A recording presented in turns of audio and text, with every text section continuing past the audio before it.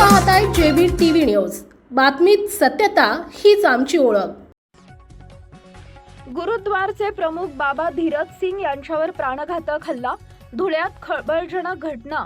गुरुद्वारमध्ये बाबा धीरज सिंग वर्तमान पेपर वाचत असताना उमेश नामक सेवेकऱ्यानं केला हल्ला। हल्ल्यात धीरज सिंग बाबा यांच्यासह आणखी एक जण जखमी। गेल्या 3 महिन्यांपासून आलेल्या नाशिक येथील उमेश नामक सेवेकऱ्यानं केला हल्ला। बाबा धीरज सिंग यांना खासगी रुग्णालयात करण्यात आलं दाखल। उमेशना सेवेकऱ्यांवर हल्ला का केला यामागील कारण अस्पष्ट। धुळे शहरातील गुरुद्वाराचे प्रमुख बाबा धीरज सिंग यांच्यावरती प्राणघातक हल्ला करण्यात आलाय। धुळ्यातील गुरुद्वारामधील एका सेवेकऱ्यानं बाबा धीरज सिंग यांच्यावर तलवारीनं प्राणघातक हल्ला केला। या हल्ल्यामध्ये बाबा धीरज सिंग यांच्यासह बाबा रणवीर सिंग जखमी झाले। बाबा धीरज सिंग गुरुद्वारमध्ये वृत्तपत्र वाचत असताना अचानक गुरुद्वारातीलच एका सेवेकऱ्यानं तलवारीनं बाबा धीरज सिंग यांच्यावर प्राणघातक हल्ला केला।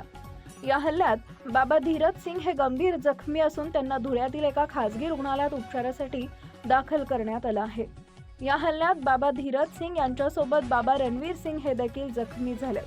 हल्ला करणारी व्यक्ती ही काही महिन्यांपूर्वी गुरुद्वारामध्ये सेवेसाठी रुजू झाला होता। दरम्यान सेवेकऱ्यानं हा हल्ला का केला हे मात्र अद्याप अस्पष्ट आहे।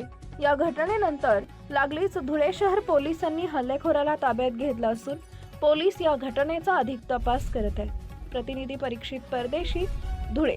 आपल्या परिसरातील महत्त्वाच्या बातम्या पाहण्यासाठी आजच आमच्या जेबी टीव्ही न्यूज चॅनलला YouTube वर सबस्क्राइब करा आणि बेल आयकॉन प्रेस करा।